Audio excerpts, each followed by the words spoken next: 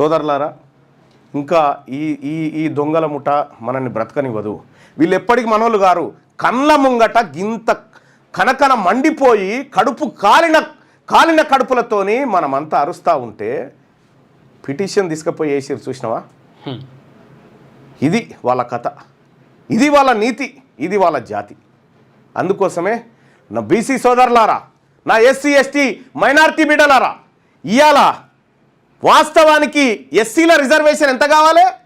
18% ఉన్నట్టుగా తేలింది కదా, మరి 15% ఎందుకు దక్కుతా ఉంది? 3% ఎందుకు పోయింది? ఎస్టీల రిజర్వేషన్ ఎందుకు తగ్గింది? మనమంతా సమానంగా పంచుకోవాలి సోదరులారా. మన సొమ్మంతా తింటుంది వాళ్ళే, మన సొమ్మంతా తింటుంది వాళ్ళే.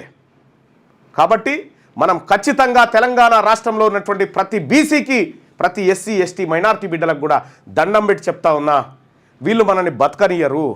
వీళ్ళు తెలంగాణ రాష్ట్రంలో బీసీల పాలిట, ఎస్సీల పాలిట, ఎస్టీల పాలిట, మైనారిటీల పాలిట రాక్షసులైనరు.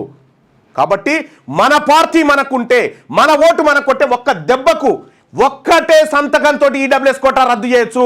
ఈ బీసీ బిడ్డలకు అదనంగా రిజర్వేషన్లు ఇవ్వచ్చు మనం. ఇది సాధ్యం.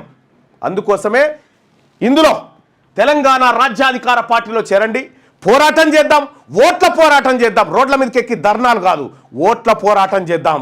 ఈ ఓట్ల పోరాటం ద్వారానే సాధ్యమవుతుంది. రేవంత్ రెడ్డి అనుకుంటే జర్రసేపట్లో ఈడబ్ల్యూఎస్ కోటాను రద్దు చేయొచ్చు, కానీ చేస్తలేడు. ఎందుకంటే ఆయన రెడ్డి, ఆయన వాళ్ళ ప్రయోజనం ముఖ్యం, వాళ్ళ ప్రయోజనం ముఖ్యం. మీరంతా సిద్ధంగా ఉంటే చెప్పండి, నేను సిద్ధంగా ఉన్నా.